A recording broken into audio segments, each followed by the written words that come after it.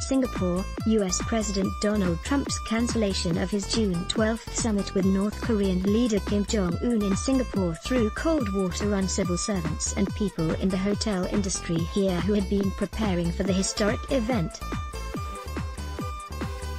Singapore had already begun press accreditation to register foreign journalists wishing to cover the summit. Hotels which had blocked off or taken back rooms that were allocated to tour agencies in anticipation of a hike in visitors around the summit period returned the rooms to the agencies. Police officers were told on Friday they are now free to apply for leave around June 12. The Singaporean government also expressed its regret on the cancellation. Singapore regrets that the scheduled summit between President of the United States Donald J. Trump and Democratic People's Republic of Korea State Affairs Commission Chairman Kim Jong-un will no longer take place on 12 June 2018, a spokesperson of the country's Ministry of Foreign Affairs said in response to media queries. Singapore hopes that the dialogue and efforts to find lasting peace and stability on the Korean peninsula will continue. In a letter addressed to Kim and posted on the White House website on Thursday, Trump said he was calling off the summit based on the North's tremendous anger and open hostility displayed in its most recent statement. This screenshot shows a copy of the letter U.S. President Donald Trump addressed earlier to North Korean leader Kim Jong-un announcing that the planned summit between them in Singapore on June 12 will not take place. Photo, AFP. I was shocked by Trump's letter especially since it was published on the same day as the dismantlement of the Punggye-ri nuclear test site and just 2 days after his summit with President Moon Jae-in. Sean Ho, an associate research fellow at the S. Ratnam School of International Studies in Singapore, told the Korea Herald.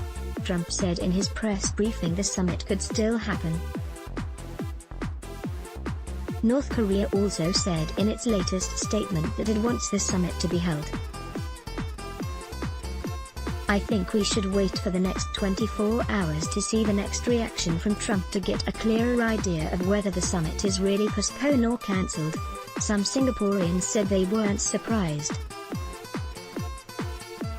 I'd actually expected it to happen because I felt the progress seemed too good to be true. I have no doubt that the inter-Korean meeting was held in good intentions, and perhaps Kim really liked Moon for the effort that he is putting in, but it's too much of a great leap to meet with Trump, said private tutor Amanda To. The way the media was portraying everything after the inter-Korean summit felt very premature.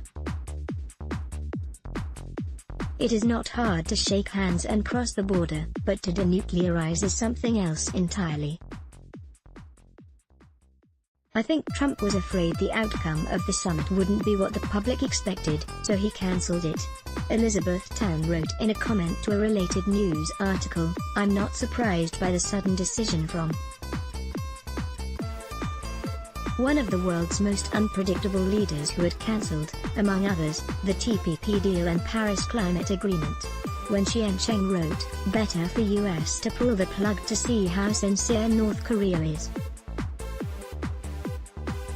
The North has a history of pulling out last minute. It is just a standard negotiation tactic from US to see how badly North Korea wants this. Tanya Lindsay Jean, an American resident in Singapore, said, I'm actually quite relieved it's not going to happen. Not only was it going to be a nightmare in terms of traffic, but Trump would have gotten credit for the summit when it was just the result of being in the right place at the right time.